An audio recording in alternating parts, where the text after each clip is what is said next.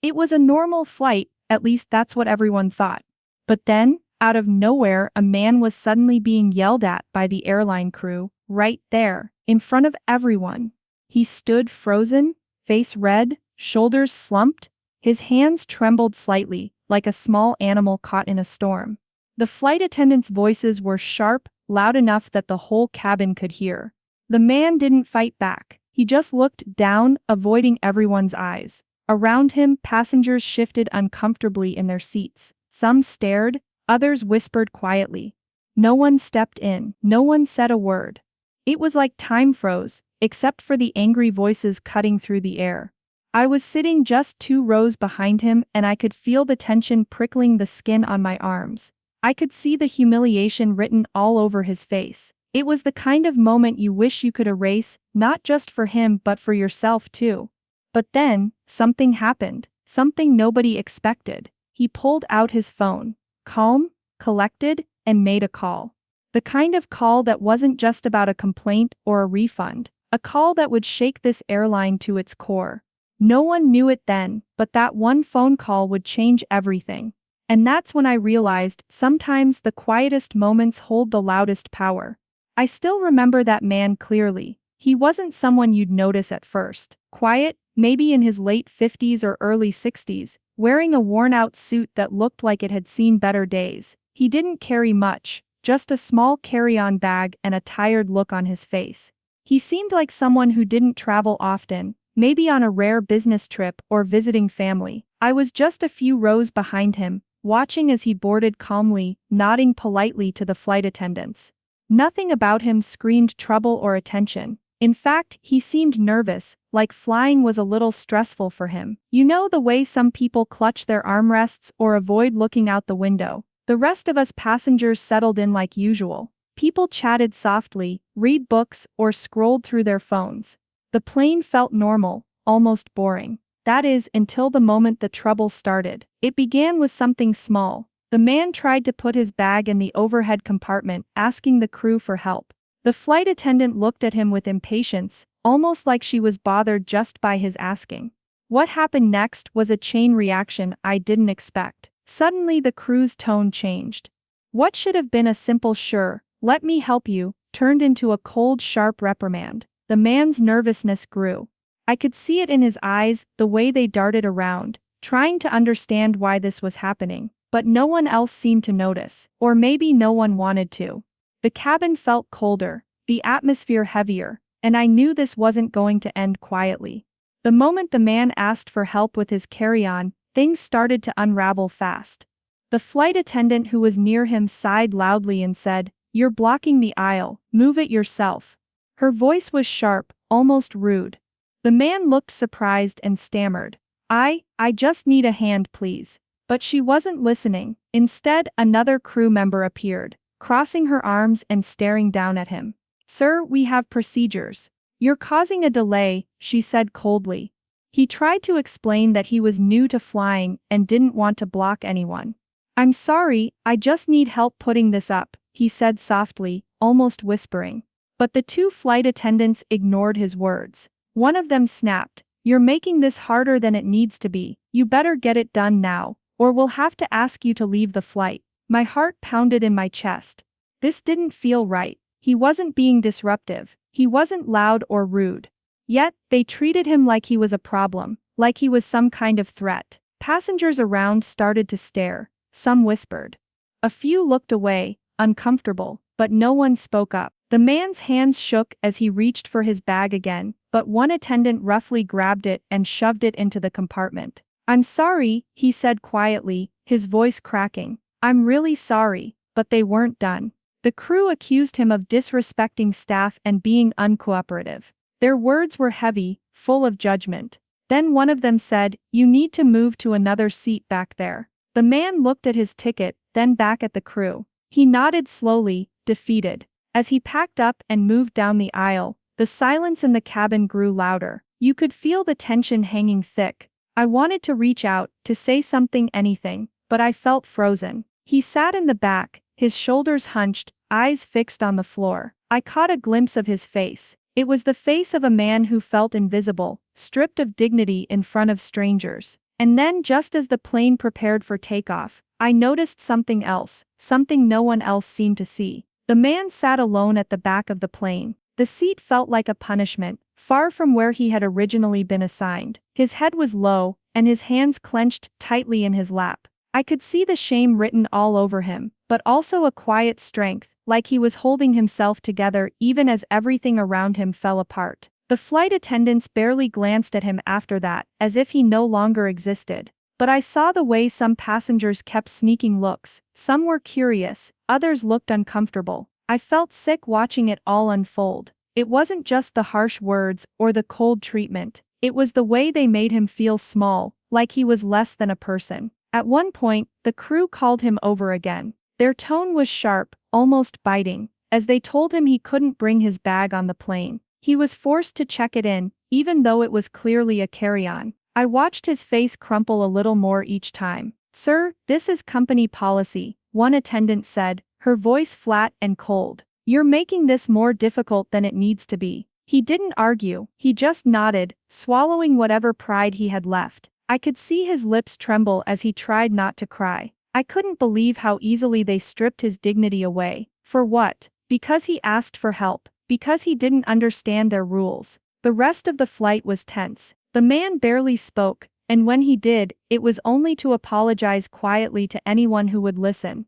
But most people avoided him. Maybe they were embarrassed, or maybe they didn't want to get involved. I kept thinking, what kind of people treat others like this? How could a place meant for travel and connection become so cold and cruel? I wanted to do something, but what? I was just one person, a silent witness to a painful scene, and then something unexpected happened, something that would change everything. As the plane hummed steadily through the clouds, I kept watching the man at the back. His shoulders were still hunched, but something about him didn't feel broken. There was a quiet dignity in the way he sat, like he was holding on to something inside, refusing to let it slip away. Then I noticed her, a woman sitting across the aisle, her phone discreetly raised. She wasn't filming just for fun. Her hands were steady, but her eyes were filled with a kind of quiet anger. She was capturing everything, the harsh words, the man's discomfort, the way the crew treated him like an outcast. She caught my eye for a moment, and gave a small, almost imperceptible shake of her head. No words, but her expression said it all. "This isn't right." That small gesture gave me hope. I wasn't alone in feeling that what was happening wasn't fair. Maybe, just maybe, someone else cared enough to hold them accountable. As the flight went on, I noticed others stealing glances at the woman filming. Some shifted uncomfortably, others avoided eye contact. The silence wasn't just from the man anymore. It was spreading across the cabin, thick and heavy. In that quiet moment, I realized that sometimes the loudest protests don't come from shouting or fighting back. Sometimes they come from simply watching, from recording, from refusing to let bad behavior disappear into the background. Little did I know, that phone, that one quiet act, would be the spark that set everything in motion. The plane finally touched down, and passengers started to gather their things. The man remained seated for a moment, looking lost. But then, as we reached the gate and the cabin began to clear, I saw him pull out his phone, not with frustration or anger, but with calm, steady hands. He walked to a quiet corner near the gate,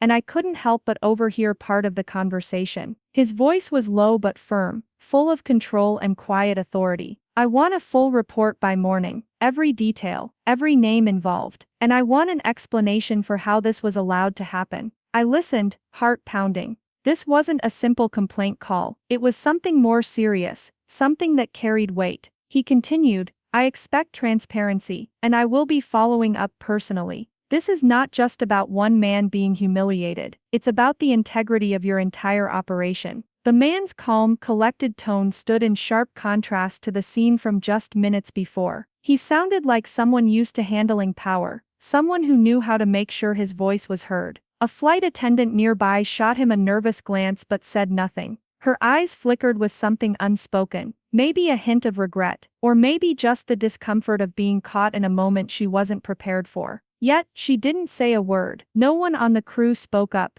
and the silence stretched on like a heavy curtain falling over the whole scene. The other passengers shuffled past, their footsteps muffled by the soft carpet of the airport terminal. Most seemed unaware of what was happening, lost in their own worlds, checking their phones, chatting quietly, or just waiting to board their next flight. Others glanced in his direction, their eyes filled with something between curiosity and unease, but they didn't stop. No one stepped forward, no one intervened. I couldn't take my eyes off him. There was something about the way he held himself as he made that phone call that felt so different from the embarrassment and humiliation he'd just endured. His voice was calm, steady, and clear, so unlike the nervous, shaken man I had seen just moments before. It was a quiet strength, one that didn't scream or shout, but carried an undeniable weight. Who was this man? Why did his words on that call feel like the start of something much bigger than just a complaint? I found myself leaning in closer, listening with a mix of awe and hope.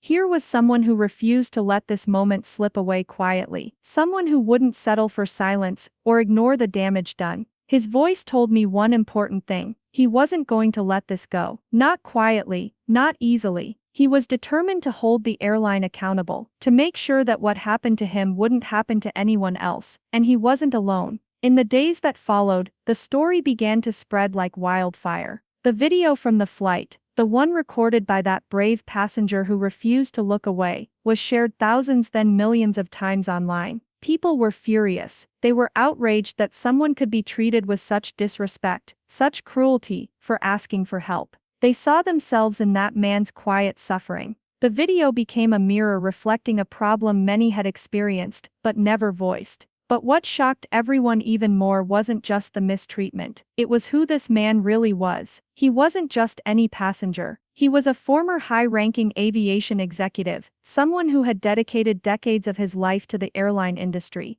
He knew the ins and outs of the business, the rules behind the scenes, and the hidden corners most travelers never saw. More importantly, he had been a whistleblower, someone brave enough to expose corruption, negligence, and unsafe practices in the airlines. People respected him for that. Many feared him. He wasn't a stranger to battle. He had spent years fighting powerful companies, pushing for justice and safety. His work had saved lives and changed policies. Yet here he was, on this flight, wanting nothing more than to travel quietly, unnoticed, just like anyone else. He kept his identity hidden on purpose. He didn't want special treatment. He wanted to be just another passenger, blending in, living a normal moment without drama. That's why no one expected the phone call he made at the airport to carry such power. When he spoke, demanding a full report, transparency, and accountability, the airline had to listen. They couldn't brush him off. They couldn't pretend it was just a small incident. Because behind that calm voice was a history of influence and courage. He wasn't a man who let injustice slide by unnoticed, and the airline knew it.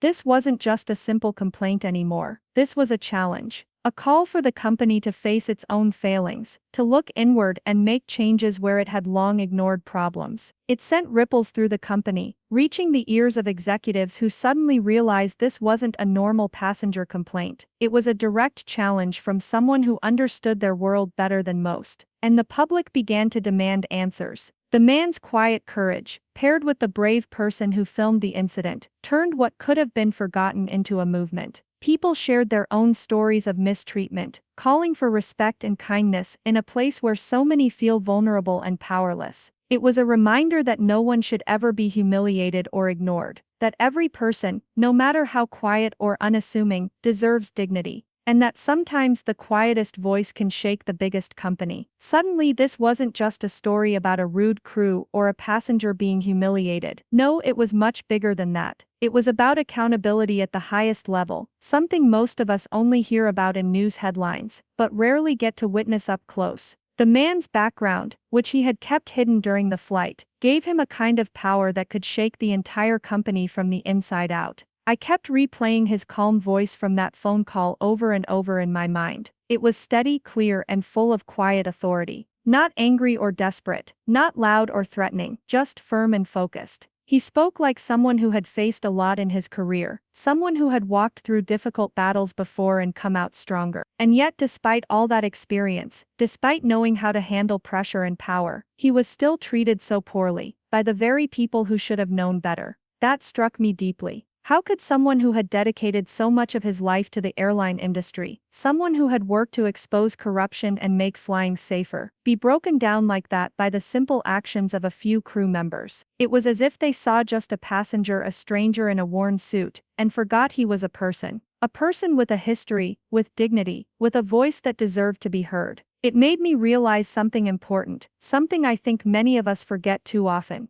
Appearances can be so deceiving. We rush to judge people based on what we see, their clothes, their mannerisms, their quietness. But sometimes the quietest person in the room carries the loudest truth. Sometimes the smallest voice carries the greatest power. And sometimes standing up for yourself doesn't mean shouting or fighting back with anger. Sometimes the most powerful thing you can do is to stand quietly, firmly, and refuse to be invisible. After that video was shared online, the one filmed by that passenger who quietly recorded everything, the story exploded. Suddenly everyone was talking about it. The airline couldn't just brush it under the rug anymore. The public was angry, outraged that someone could be treated so badly for asking for help. Social media buzzed with calls for justice. News outlets picked up the story and ran with it, demanding answers and accountability. The airline company had no choice but to respond. They issued a formal apology, a statement that read like a script but at least acknowledged the wrong. But that apology was just the beginning.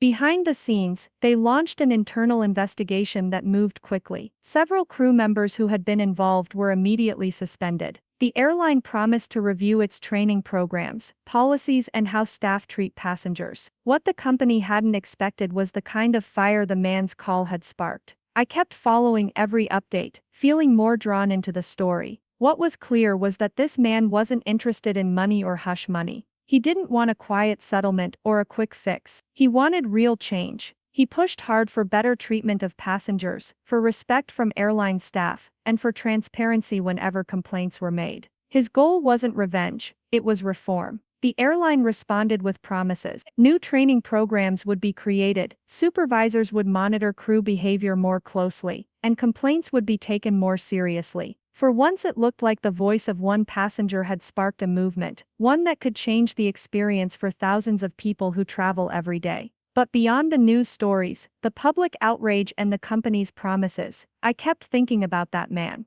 How someone so quiet, so unassuming, could hold such power. How dignity and courage don't always roar. Sometimes they whisper, and those whispers can still shake the very foundations of a company. That story stayed with me long after it was over. Not just because of what happened on the plane that day, but because of what it taught me about humanity. It reminded me that we should never underestimate the strength hidden in quiet people. That standing up for yourself doesn't always have to be loud or violent. It can be calm, steady, and still change the world. In a world that often values noise over substance, his story was a powerful reminder. It's a call for kindness, respect, and above all, recognizing the worth in every person, no matter how quietly they speak. Watching that man face humiliation and still hold his head high changed me. His quiet strength showed me that dignity isn't about loud protests or grand gestures. It's about standing tall even when no one's watching. Sometimes it's the smallest moments that reveal the biggest truths. I'll never forget the look in his eyes. Hurt, yes, but never defeated. And it reminded me that courage isn't always loud. Sometimes it's the calm voice on the other end of the phone, shaking the very foundations of a whole company. If this story moved you, please take a moment to like the video, share your thoughts in the comments, and subscribe for more real stories that show what really happens behind the scenes. Your support helps bring these voices to light. And don't forget to share this video with friends and family, because sometimes a single story can inspire change. Thank you for listening.